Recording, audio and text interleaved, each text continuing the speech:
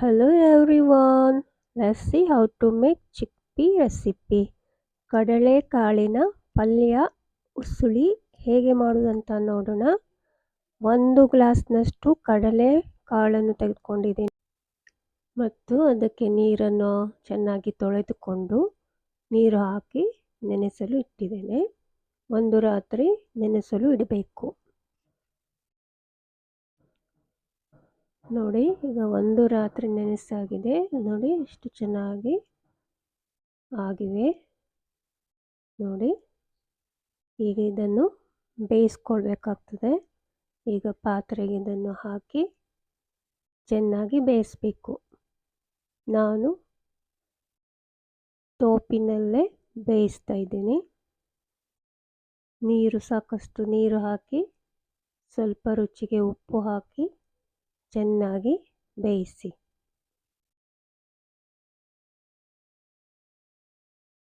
ನೋಡಿ, ಈ ಥರ ಚೆನ್ನಾಗಿ ಬೇಯಬೇಕು. ನನಗೆ ಇದು ಈಗ ಒಂದು ಮಸಾಲೆ ರೆಡಿ ಮಾಡೋಣ. ಹಸಿಮೆಣಸು, ಶುಂಠಿ, ಕಾಯಿ ತುರಿ ಸೇರಿಸ್ಬೇಕು. ನನ್ನ ಹತ್ರ ಕಾಯಿ ತುರಿ ಇಲ್ಲ, ಡ್ರೈ ಕೊಕೊನಟ್ ಪೌಡರ್ ಹಾಕಿದ್ದೇನೆ ಮತ್ತು ಸ್ವಲ್ಪ ನೀರು ಹಾಕಿ ಚೆನ್ನಾಗಿ ಬ್ಲೆಂಡ್ ಮಾಡಿ ಈ ಥರ.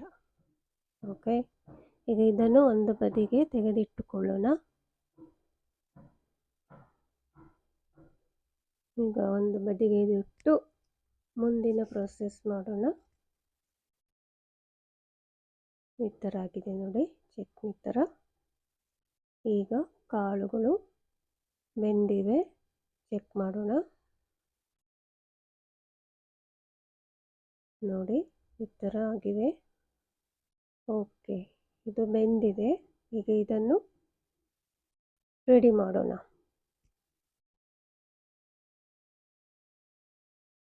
ಈಗ ಇದರ ನೀರನ್ನು ಗಾಳಿಸ್ಕೊಳ್ಬೇಕಾಗ್ತದೆ. ಈಗ ಇದರ ನೀರನ್ನು ಗಾಳಿಸ್ತಾ ಇದ್ದೀನಿ. ನೋಡಿ ಎಷ್ಟು ಚೆನ್ನಾಗಿವೆ, ವಾವ್, ಸುಂದರವಾಗಿ. ಈಗ 1-2 ಟೇಬಲ್ ಸ್ಪೂನಷ್ಟು ಎಣ್ಣೆ ಕಾಯಿಸಿ ಸಾಸಿವೆ, ಕಡಲೆಬೇಳೆ, ಉದ್ದಿನಬೇಳೆ, ಜೀರಿಗೆ ಅರ್ಧ ಚಮಚ ಹಾಕಿ ಚೆನ್ನಾಗಿ ಫ್ರೈ ಮಾಡಬೇಕು. ಒಗ್ಗರಣೆ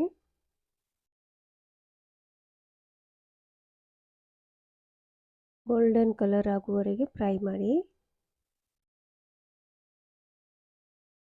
ಈ ಉಸ್ಲಿ ತಿನ್ನಲು ತುಂಬಾ ರುಚಿಯಾಗಿರ್ತದೆ. ಈಗ ಕರಿಬೇವಿನ ಸೊಪ್ಪು ಕೂಡ ಸ್ವಲ್ಪ ಸೇರಿಸ್ತಾ ಇದ್ದೀನಿ. ಅದು ಕೂಡ ಸ್ವಲ್ಪ ಹೊತ್ತು ಫ್ರೈ ಮಾಡಿ.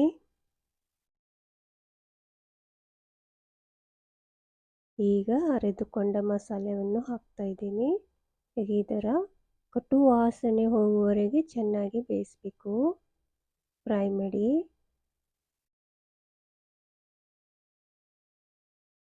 ನಿಮಗೆ ಖಾರಕ್ಕೆ ತಕ್ಕಷ್ಟು ಮೆಣಸಿನಕಾಯಿನ ಸೇರಿಸ್ಕೊಳ್ಬೇಕಾಗ್ತದೆ. ಮೊದಲೇ ನಾನೊಂದು 4 ಮೆಣಸಿನಕಾಯಿ ಸೇರಿಸಿದ್ದೆ. ಈಗ ಚಿಟಿಕೆಯಷ್ಟು ಅರಿಶಿನ ಹಾಕಿ ಸ್ವಲ್ಪ ಹೊತ್ತು ಫ್ರೈ ಮಾಡಬೇಕು. ನೋಡಿ, ಈ ಥರ ಚೆನ್ನಾಗಿ ಫ್ರೈ ಮಾಡ್ಕೊಳ್ಳಿ.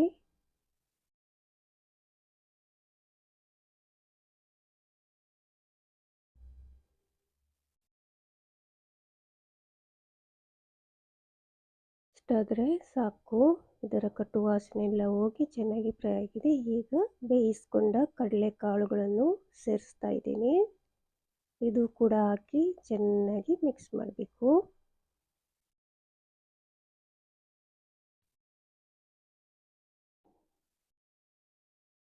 ಇದಕ್ಕೆ ಮತ್ತೆ ನೀರು ಹಾಕುವ ಅವಶ್ಯಕತೆ ಇಲ್ಲ. ಈ ಥರನೇ ರುಚಿಗೆ ಸ್ವಲ್ಪ ಉಪ್ಪು, ಮೊದಲು ಉಪ್ಪು ಹಾಕಿದ್ದೇವೆ ಕಾರಣ ಈಗ ಸ್ವಲ್ಪ ಹಾಕಿದರೆ ರುಚಿಗೆ ತಕ್ಕಂತೆ ನೋಡಿ ಹಾಕೋದು. ಈಗ ಮುಚ್ಚಿ ಒಂದು 4-5 ನಿಮಿಷಗಳಷ್ಟು ಬೇಯಿಸಿ. ಈಗ ಬೆಂದಾಗಿದೆ, 4-5 ನಿಮಿಷ ಆಗಿದೆ. ಕೊತ್ತಂಬರಿ ಸೊಪ್ಪು ಸೇರಿಸ್ತಾ ಇದ್ದೀನಿ. ಇದು ಕೂಡ ಹಾಕಿ ಚೆನ್ನಾಗಿ ಮಿಕ್ಸ್ ಮಾಡಿ. ಇದು ತುಂಬಾ ಸುಲಭ, ತುಂಬಾ ರುಚಿ, ಹೆಲ್ತಿ ಕೂಡ ಇರ್ತದೆ.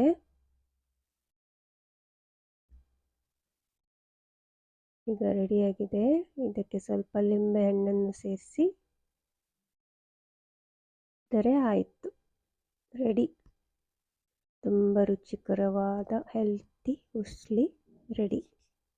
ಕಡಲೆಕಾಳಿನ ಪಲ್ಯ ready. Chana bhaji is ready. Thank you for watching. Don't forget to like and subscribe. Subscribe ಮಾಡೋದನ್ನು ಮರಿಬೇಡಿ, ಲೈಕ್ ಕೊಡುವುದನ್ನು ಮರಿಬೇಡಿ, ಸಪೋರ್ಟ್ ಮಾಡಿ. ಮತ್ತೆ ಸಿಗೋಣ ಮುಂದಿನ ಒಂದು ಒಳ್ಳೆ ವಿಡಿಯೋದಲ್ಲಿ. ನೋಡಿ ಎಷ್ಟು ಸುಂದರವಾಗಿ ಕಾಣ್ತಾ ಇದೆ. ವಾವ್, ನೋಡಿದ್ರೇ ಎಷ್ಟು ಖುಷಿ ಆಗ್ತದೆ ಕಡಲೆಕಾಳು.